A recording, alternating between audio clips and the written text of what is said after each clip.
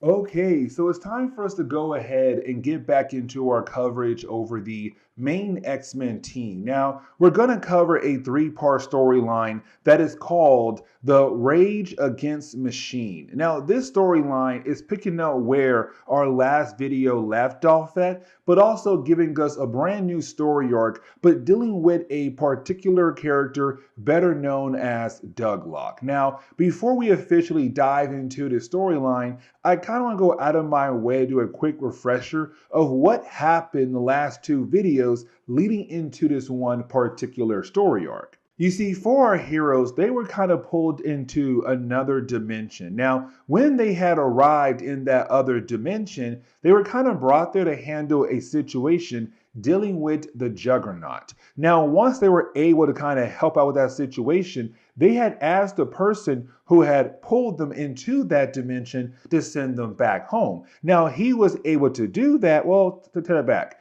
he was able to send them away, but not back home. What he did was he sent them back in time, but also to land on a scroll homeworld right before Galactus had consumed the planet. Now, for Charles Xavier, he believed that he could save the future by trying to talk to Galactus to convince Galactus to not consume the planet. Now, of course, that did not work out. But you had our heroes being able to get a spacecraft and head back to Earth. Now, for Kitty Pryde, she found out the spacecraft had the ability to freeze our heroes in time so that when they did arrive back to Earth, they will arrive years later, but to the present day, right before Magneto War. Now, for our heroes, they remember at the end of that storyline, Joseph died. And so for our heroes, they were kind of hoping to jump in there and protect Joseph. But then their spacecraft was hit by some kind of energy. And this leads us into the first chapter of the storyline, Uncanny X-Men issue number 371. Now, we're kind of left to believe at first that this is going to be one of those space adventure storylines for the X-Men, right? No, that's not the case at all for right now, because when it comes to Charles Xavier, in the opening pages of the storyline, we see him going through a nightmare. Now, this nightmare is really trying to paint a picture of Charles Xavier being a failure, not really being able to protect all his students, but also the idea he blames himself for not being able to stop Galactus from, well, consuming the Skrull homeworld. And so while the nightmare goes on, he's then surrounded by all the different dead bodies of every single person who had officially joined the X family. So again, he begins to feel like he is a failure. But then you have Charles Xavier wake up finally. And so we kind of find out that what happened to our heroes right after they were hit by that energy and sent flying through space, the ship had reactivated its system and froze our heroes in time. And so for Charles, he was still technically asleep, but now he's awake now. You have all the different members of the X-Men surrounding him. Now the question is, how are they going to go back to Earth? And the reason why I'm saying that because it's Kitty Pryde kind of wondering where to take the spacecraft to, because if they head back over their school, then most likely the town folks nearby are going to see a massive jet just land at the school nearby their town. And so you have the X-Men agree to head over to Muir Island because that island is just really more McTaggart's island and a few other people who are currently staying with Mora. And that's really it.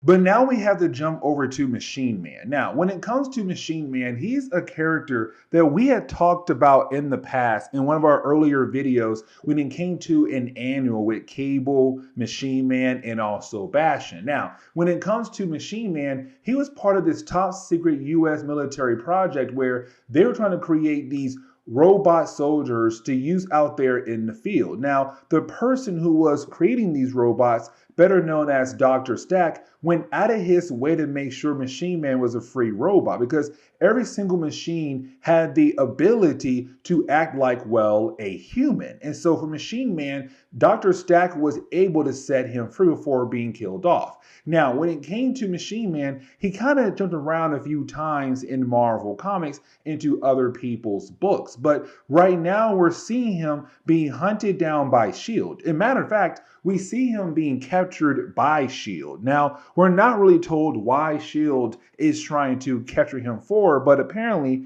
it was some kind of new project of theirs, supposedly. Now we have to jump back over to the main X-Men team. Now, when we do, we really pick up with the idea of Marrow. And here's the reason why, because in the first story arc, this grand adventure our heroes have been on for the last couple of story arcs, she got injured by Gambit. Now, in Gambit's defense, they were in another dimension where their powers were not working properly. So his power was out of control and injured her. Now, in the second story arc for Gambit on the Skrull homeworld, he found Shi'ar technology and tried to use it as a way to heal up Marrow. But now we see Marrow being able to control her powers, but now she looks completely different. She looks more normalish and more beautiful to everyone's eyes. Now, something else I do want to mention is the idea of Rogue. For Rogue, she was not involved in the two earlier story arcs because when the X-Men were teleported away, her and a few other members just stayed behind. They were not dragged into that crazy storyline. And matter of fact, while they were gone, she was part of a different storyline we already covered, better known as Magneto Rex. But anyways, for Rogue, is her now being informed that the X-Men right now on their way back over to the school. But now we switch back over to S.H.I.E.L.D. Now, when we do, we see S.H.I.E.L.D. going out of their way to work on Machine Man, but you did have a few more scientists bring over another person. Now, this person apparently we saw in the past. Somebody on his last mission got severely injured. And so right now, their main goal is to take the brain and the nervous system that gave this particular agent his legendary reflexes and killer instinct. But getting back over to the X-Men, they do arrive at Muir Island. Now, when they do arrive for Nightcrawler, Kitty Pryde, and Colossus, we have to remember that they were part of Excalibur, especially for Nightcrawler and Colossus, Nightcrawler and Kitty Pryde, because they were on the team the entire time in that series. When it came to Colossus, he did join at the end of Excalibur. But either way, though, for those three characters, being back on Muir Island means that they can sit down and talk to their old friends of Excalibur. Like, for example, the idea of Douglock. Now, for Charles Xavier, he's kind of like, no, we have to leave now. Let's go ahead, get into a different aircraft, and get back over to the school. But you didn't have Storm step in and say, how about this? The rest of us can go back to the school while Colossus, Nightcrawler, and Kitty Pryde stay behind to see their old friends. And for Charles, he does not challenge Storm, but for Logan and a few other people, they kind of realize there's something going on with Charles Xavier. Now, getting back over to Nick Fury, for Nick Fury, he had no idea what's going on with S.H.I.E.L.D. at the moment because he was away from the Helicarrier. And so when he gets back, he's very surprised in what he's seeing at the moment. The idea of S.H.I.E.L.D. working on Machine Man, also a different agent. Now, he's wondering who in the you-know-what authorized this whole operation. And we kind of find out it's a brand new character known as Major Soul. Now, for Soul, he kind of works for Congress, right? And he says, listen, right now for Congress, they're very upset with you, Nick Fury, because what happened a month ago? The idea of Cable fighting against one of their S.H.I.E.L.D. agents on a helicarrier, where, of course, it did crash in the city of New York. And so when it came to Magneto War, S.H.I.E.L.D. was not really able to help out properly when it came to stopping Magneto. And so for Soul, his main goal right now is kind of step in and do different things and kind of ignore Nick Fury's commands. Now, when it comes to Soul, he says when it came to Magneto's war, when he had released that EMP, there was a huge amount of energy coming from Muir Island. And so what I did was I had sent a few agents over there to kind of figure out what in the world is going on Muir Island.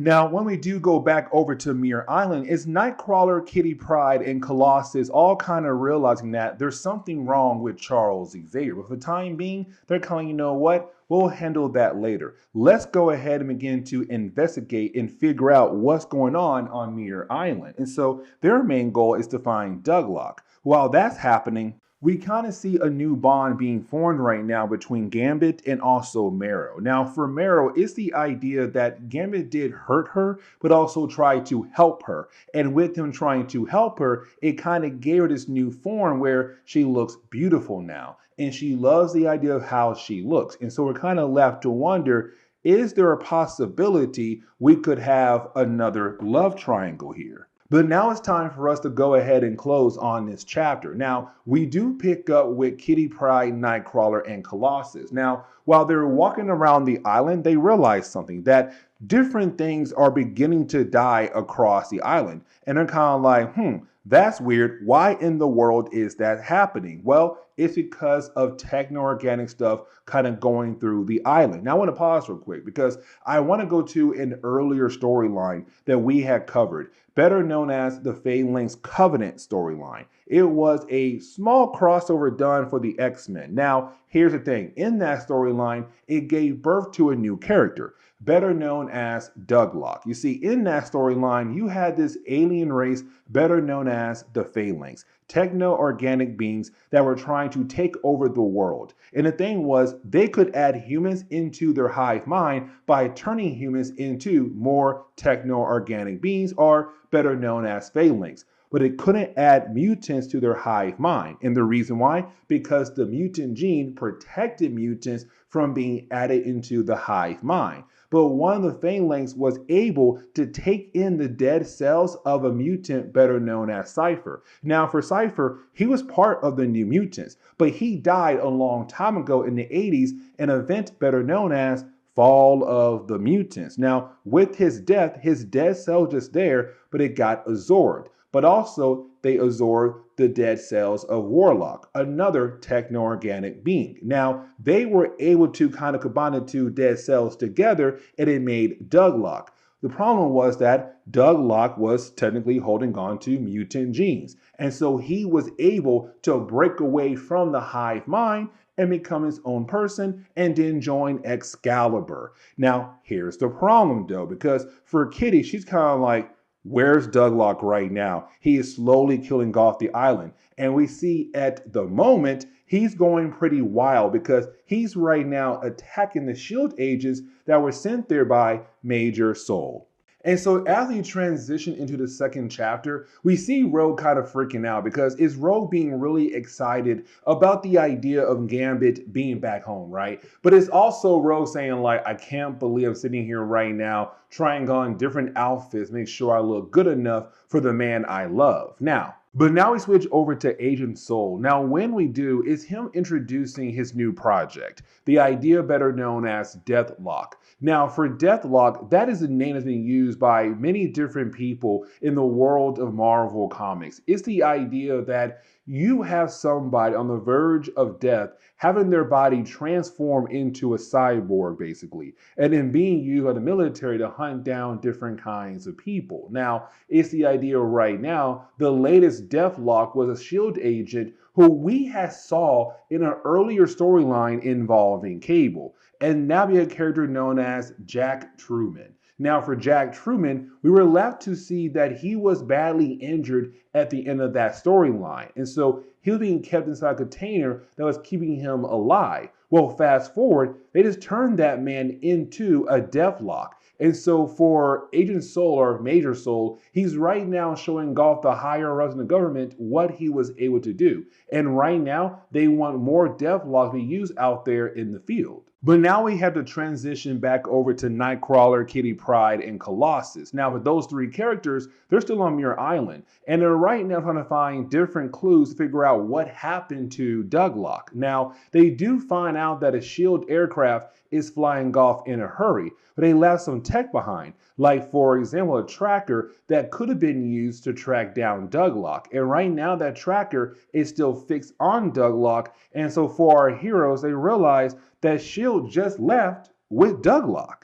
Now, I want to go ahead and get back over to the X-Men. Here's the reason why, because like I said earlier, there was kind of that small hint of the possibility of a love triangle being brewed between Gambit, Rogue, and also Marrow. And the reason why I'm saying that, because when it comes to the X-Men finally getting back over to school of Charles Xavier, Rogue is there, right? She's very happy about the idea of seeing Gambit. But right now on his arm is Marrow. And so for Rogue, she's kind of like, why in the world is she on your arm at the moment? But it's the idea that Marrow is really appreciative right now for Gambit going out of his way to save her life. But it's also kind of Marrow saying, like, look at me, I'm now beautiful, I can control my powers, I can be someone you can't, meaning that I can be someone close to Gambit, touch Gambit. And we see Rogue kind of getting a tad bit jealous there, right? But now we have to switch over to, well, the Helicarrier for S.H.I.E.L.D. Now, when we do pick up with that aircraft that left Muir Island.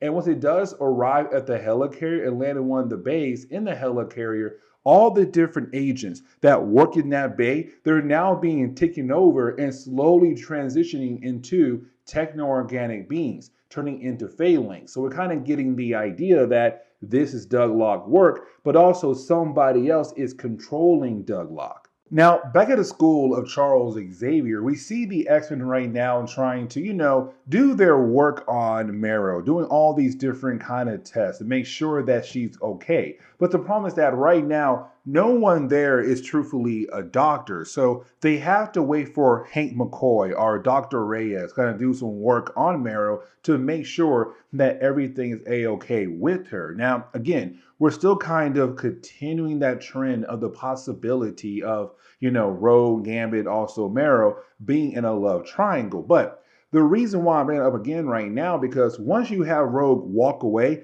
Wolverine realized that Rogue does seem very upset. Now for Storm, she believes the reason why Rogue is upset is possibly because of Wolverine. Because in an earlier story arc, the dude wanted to kill off Magneto. And so Storm's saying, like, what if she's mad because she's wondering what you are going to do once she kind of tells us what's going on with Magneto while we were gone in space. Now, is Wolverine saying that he realized that his actions were wrong, that Charles Xavier is really more of a man than he is, and kind of showed him the right path to take? Now, getting back over to Nick Fury, is Nick Fury realizing that more and more people right now on the Helicarrier are slowly being taken over by Douglock. Now, he has no idea what's actually happening to his agents. All he knows that right now, they're all being taken over, but he has no idea who is officially taking over all these different S.H.I.E.L.D. agents. Right now, though, he's kind of on his own. But now we switch back over to Nightcrawler, Kitty Pryde, and Colossus. Now, when we do, it's our three heroes kind of realizing that the Helicarrier, there's something wrong with it. And the reason why, because it almost crashes into an island nearby. Now, for our heroes, they also see the Helicarrier being able to catch itself and get right back on course again. Except for our heroes to kind of realize something. What if that happened? The idea of the Helicarrier almost crashing into an island was a way to get people off the Helicarrier. But either way, for our heroes, they realize they got to get onto the Helicarrier to figure out what exactly is going on with Douglock. And so to wrap up the second chapter of the storyline, when we do go back inside the Helicarrier, well, we kind of find out what's going on. Douglock is currently being controlled by the Red Skull. Yes, you heard that right. The Red Skull is right now on the Helicarrier using Douglock as a way to take over the Helicarrier. And so this leads into the final chapter, X-Men Annual 99.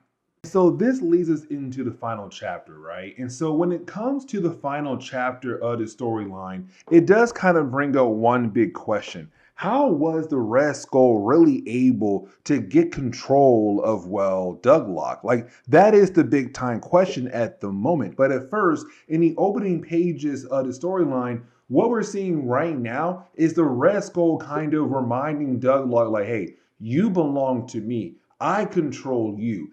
Everything you do is for me. And let's not forget that you will be basically tortured if you try to go against me. And don't even try to go against me, because no matter what you do, it's not going to work at all. And so as we switch over to Nightcrawler, Kitty Pryde, and also Colossus, we do see them going out of their way to get onto the Helicarrier. Now, once they do that, they grab one of the guys that's right now being controlled by the Red Skull. Now, with them doing that, they're kind of like, okay, cool. We can kind of tell right now that these agents are not being controlled by the techno-organic virus. Instead, they're being controlled by some kind of computer tech. Now, they have no idea Douglock right now is being controlled by, well, the Red Skull. But you didn't have Nick Fury say, what in the world are you guys doing here right now? And so this kind of leaves us finding out like, okay, how in the world the Red Skull was able to find Douglock and officially take over him? Well, we kind of find out what happened was back over in Captain America comics, when he had the Red Skull be defeated by Steve Rogers, he made a wish, basically, with the Cosmic Cube to find a device that will allow him the chance to control the world. And so, of course, he was then teleported over to Muir Island, where he found Douglock. And just like that, thanks to the Cosmic Cube, it gave him a way to control Douglock, which of course then gave him a way to use Douglock to control other people across the world, starting off with S.H.I.E.L.D. and the Helicarrier.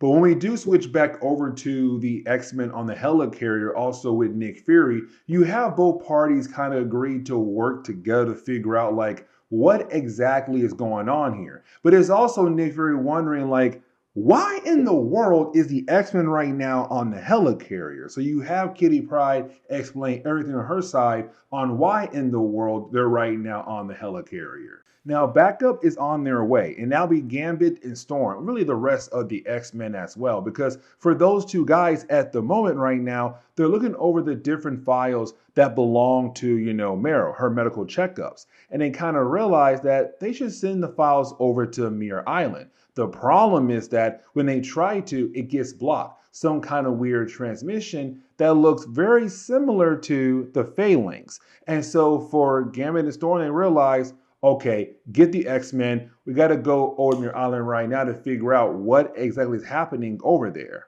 But now we have to switch over to Red Skull. Now, when we do, it's the idea of the Red Skull confronting Major Souls. Here's the reason why. Because of Deathlok. You see, for Deathlok, he's basically an android. His brain right now is inside that robot body, but being controlled by a computer system. And so for Red Skull, what he wants to do is use the same kind of system on other people. Kind of basically saying, I want to use an interface that will control every person's mind in the Helicarrier, but making sure they can't break free from my control at all. Now, for Major Souls, unfortunately, had a hard time saying that, he's being forced to kind of, help out the Red Skull here. Now we do switch over to Colossus, Nightcrawler, Kitty Pryde, and Nick Fury. Now here's the thing, because for those three characters, they're finding out that Nick Fury's plan is to just get rid of the Helicarrier, just drop it in the ocean. Except for our heroes,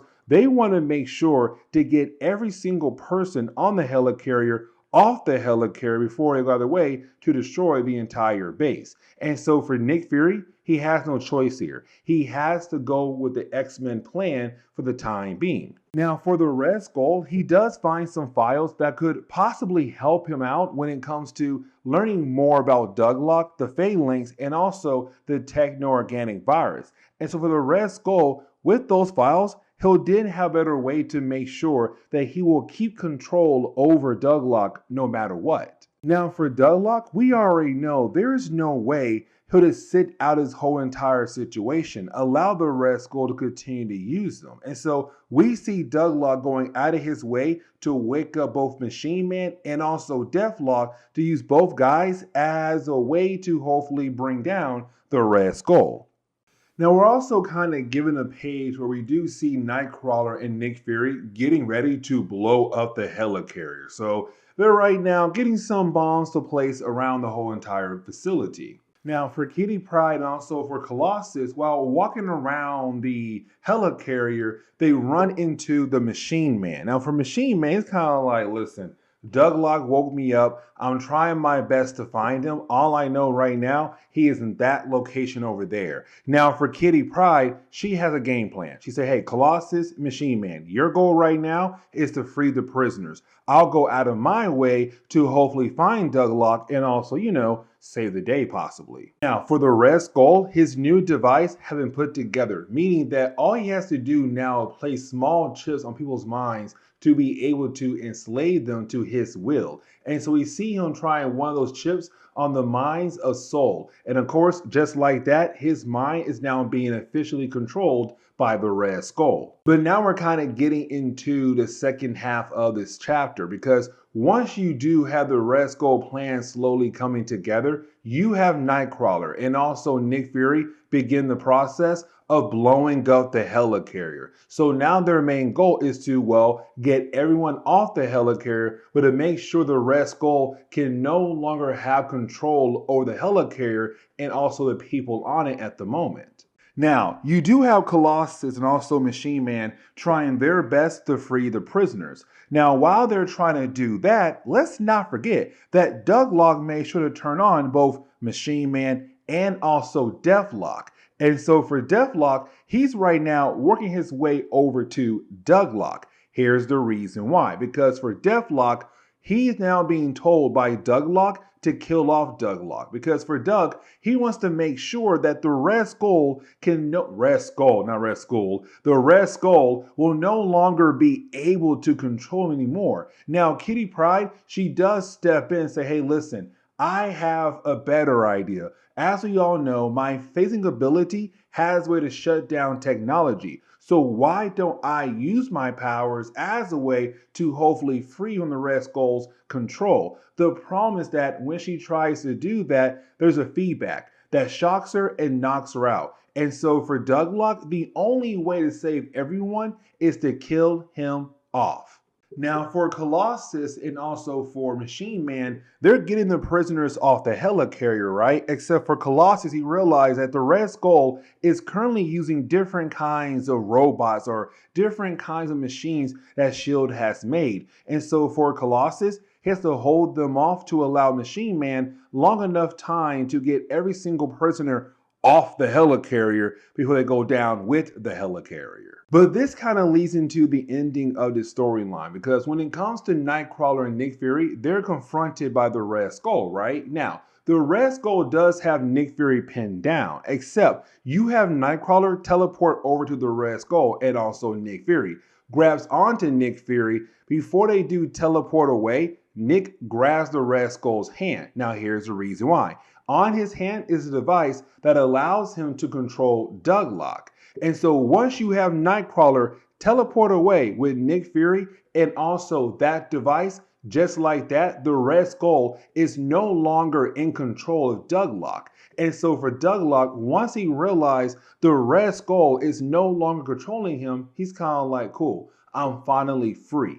But I'm going to go ahead and skip to the end of this storyline. And here's the reason why. Because, okay, when it came to this event was technically used as a way to launch 3 new books. Yes, you heard that right. To launch 3 new books that came out in the late 1990s for Machine Man, also Deathlok, and also Warlock as well. So the ending of the storyline is really more of us just seeing the X-Men arrive just in time to help everyone out the Helicarrier, and the book does kind of end on that note right there. And so we're kind of left to wonder what's next for those 3 characters, Machine Man, Warlock, and also Deathlok as well. With that being said, guys, please leave me a like down below and subscribe. But guys, see y'all next time. Later.